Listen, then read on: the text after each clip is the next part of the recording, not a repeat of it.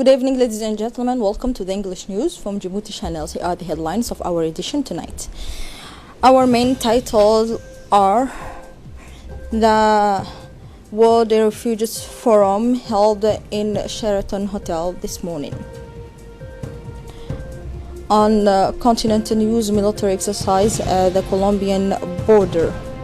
Welcome if you join us. The National Consultation Day of the World Refugees Forum held this morning at the Sheraton Hotel.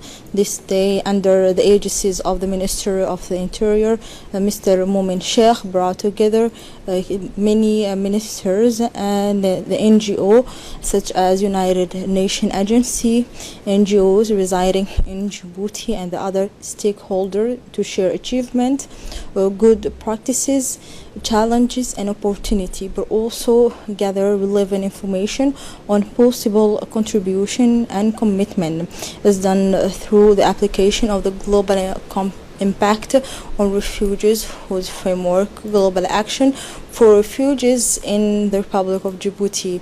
The consultations meeting and have made it possible to assess the level of implementation of the three commitments made by the President of the Republic in many years, His Excellency Mr. Ismail Omar Guelleh, during September 2016 in the General Assembly of Heads of the State on Refugees. The U.S. Ambassador, Mr. Larry Andre, and Patrick Jason, the head of the European Union's Corporation, both stressed in their speech the Republic of Djibouti. They say that the Republic of Djibouti has always worked for the common good of people in need, especially the refugees.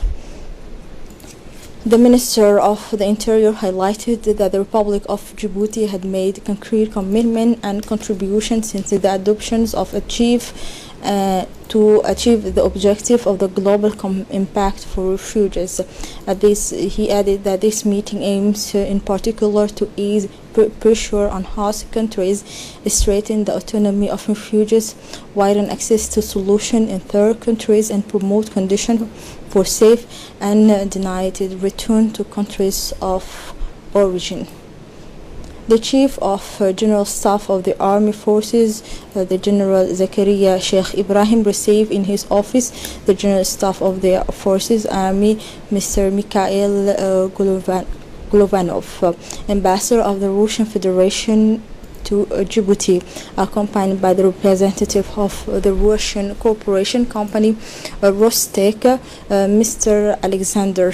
On the Djibouti side, the acting chief of the defense staff, the General Brigade Tahir Ali Mohammed, the chief of the logistic divisions, Colonel Major Mohammed Kayad Gilli, the commander of the Air Force, Colonel Wahib Musa Kalila, the head of the same cabinet, the Colonel Mohammed Qayad Naji were present after welcoming Djibouti to his host.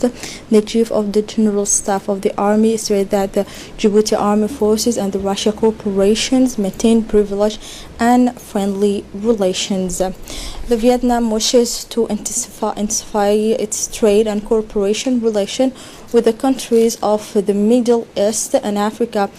He has just held a meeting with the ambassador of the countries of the Middle East and Africa 2019, which brought together some 60 participants in Hanoi on 9 and 10 September 2019, in addition to representatives of international organizations such as the United Nations, the World Bank, as well as the European Union, the International Organization of the Francophonie, and the Japanese International Development Agency, known JICA.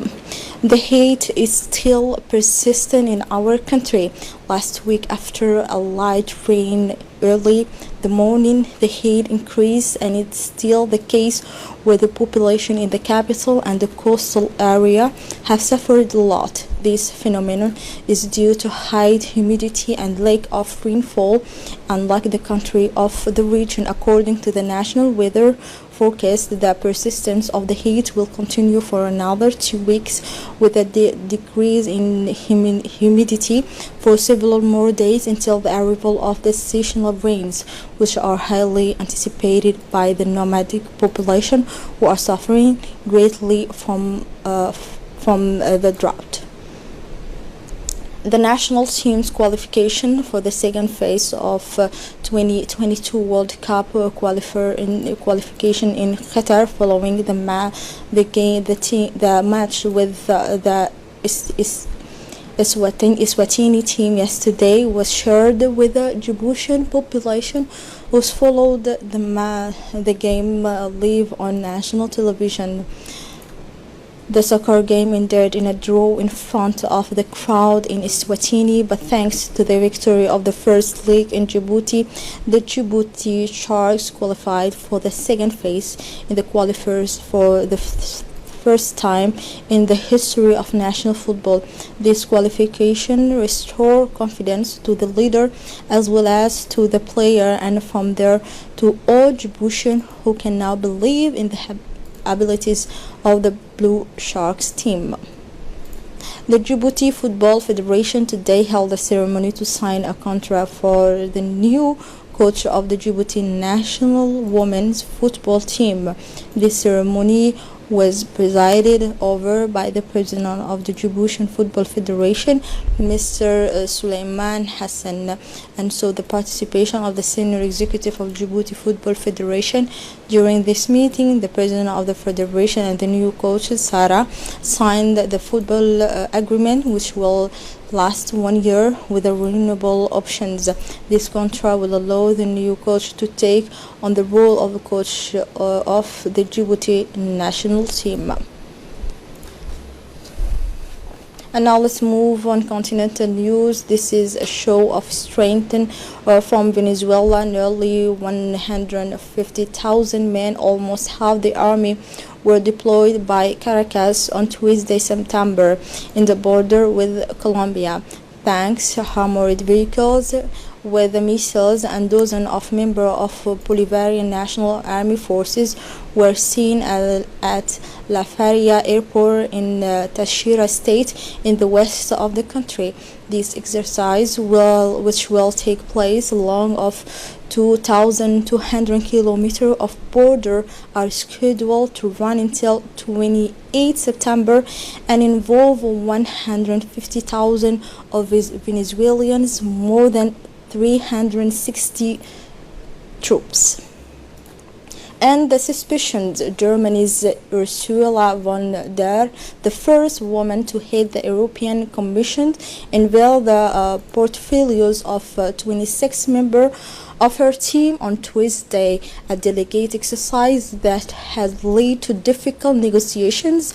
European faces several challenges, such as climate change, migration crisis, Brexit, as well as trade tensions. Sylvie Goulard, appointed European Commission for the internal market on Tuesday, has obtained an essential and central economic portfolio in the strategy promoted by Commission President Ursula von der Leyen and Emmanuel Macron in favor of true European sovereignty. And Elysee commented, the